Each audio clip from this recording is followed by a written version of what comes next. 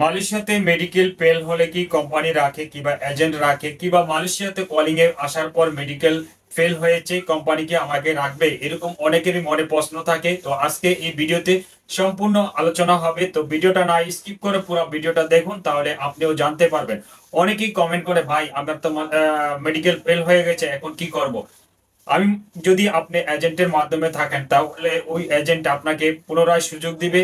যদি কোনো রোগের কারণে আপনার মেডিকেল ফেল হয়ে থাকে তাহলে আপনাকে ওষুধ দিবে। ধরেন ডায়াবেটিস, তারপরে প্রেশার, বিভিন্ন ছোটখাটো কারণে যদি আপনার মেডিকেলে ফেল দিয়ে থাকে তাহলে ওই ওষুধ খাওয়ার পর 15 থেকে 20 দিন সময় দিবে। তারপরে আপনার আবার সুযোগ দেওয়া হবে, পুনরায় আপনার মেডিকেল করানো হবে। আর যারা কোম্পানিতে রয়েছেন তাদের বেলা পুনরায় চেক, যে আপনার কোনো কারণে যদি মেডিকেল ফেল হয়ে থাকে তাহলে আপনাকে পুনরায় সুযোগ দিবে কোম্পানি।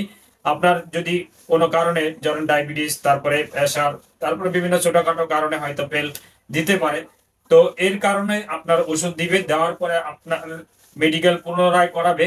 তো এটা টেনশনের কিছু নাই। আর যারা কলিং এ আসতে চাইতেছেন কিংবা আসবেন তাদের জন্য ভিডিওটা অত্যন্ত ইম্পর্টেন্ট হতে যাচ্ছে। তারা তো জানে না যে আসলে বাংলাদেশে মেডিকেল ওকে রয়েছে, কিন্তু মালয়েশিয়া যাওয়ার পর কোনো কারণে যদি আমার মেডিকেল ফেল হয়ে যায় কোম্পানিকে আমাকে ফেরত পাঠাবে না, আপনাকে ফেরত পাঠাবে না। আপনি যেমন টাকা দিয়ে মালয়েশিয়া এসেছেন, কোম্পানিও আপনাকে টাকা বহন করে মালয়েশিয়া আনতে হয়েছে। কোনো কোম্পানি চায় না যে একটা লোক ফেরত যাক, কোনো এজেন্টই চায় না যে একটা লোক ফেরত যাক। তো আপনার যদি মেডিকেল সমস্যা হয়ে থাকে, ফেল হয়ে থাকে, তাহলে অবশ্যই কোম্পানি আপনারা পুনরায় করাবে, করানোর পর সুযোগ দিবে। এটা আপনার টেনশনের কারণে। আর আমি আরেকটা কথা আপনাদের বলবো, যারা নতুন আসতে চাইতেছেন, যদি আপনি জানেন যে আপনার আপনার বড় ধরনের কোনো সমস্যা থেকে থাকে তাহলে আমি মনে করবো যে না আসাই ভালো। এটা এত বড় ধরনের রিস্ক নিয়ে লাভ নেই। আমরা যেহেতু মিডিয়াম ফ্যামিলির লোক, সাধারণত মালয়েশিয়া যে কোনো রাষ্ট্রে মিডল ইস্টে এসে থাকি, তাহলে অনেক কষ্ট করে টাকা পয়সা জমে তারপরে আসতে হয়। যদি কোনো কারণে আপনি মেডিকেল আনফিটের কারণে যেতে হয় তাহলে এর চাইতে বড় আর কিছু কষ্ট কিছু করার মতো নেই। আর যদি জেনে শুনে আসেন তাহলে আপনার জন্য বেটার, কোম্পানির জন্য বেটার, যেই এজেন্ট আনতেছে তার জন্য বেটার।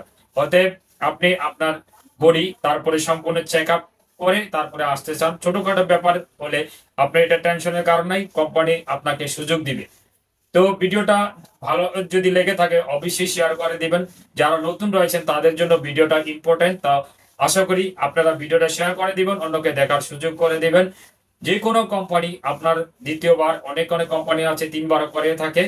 যদি কোম্পানিতে লোক থাকে লাগে কিংবা এজেন্টের লোক লাগে তাহলে তারা চেষ্টা করে একটা লোক রাখার জন্য। তো এতে কোনো টেনশনের কারণ নাই। আপনার যদি প্রথমবার যদি মেডিকেল ফেল হয়ে থাকে তাহলে পুনরায় কোম্পানি সুযোগ দিবে কিংবা এজেন্ট সুযোগ দিবে। আর যারা নতুন আসতেছেন কিংবা আসছেন তাদের জন্য এই বিষয়টা সেম পর্যায়ে। তো আপনারা ভিডিওটা শেয়ার করে দিবেন যাতে ভিডিওটা দেখে অন্য কেউ বুঝতে পারে। এরকম আমি যেহেতু মালয়েশিয়া আছি, আমার একবার সমস্যা হয়েছে, তো আমি কোম্পানি আমাকে সুযোগ দিয়েছে, এই হিসাবে আপনাদের কাছে আমি শেয়ার করলাম আমার অভিজ্ঞতা থেকে। তো ভিডিওটা ভালো লাগলে আবারও বললাম শেয়ার করে দিবেন, অন্যকে দেখার সুযোগ করে দিবেন যাতে অন্য কেউ দেখে বুঝতে পারে আসলে ব্যাপারটা কি। তো ভিডিওটা ভালো লাগলে অবশ্যই শেয়ার করে দেবেন। ভালো থাকবেন, আল্লাহ হাফিজ।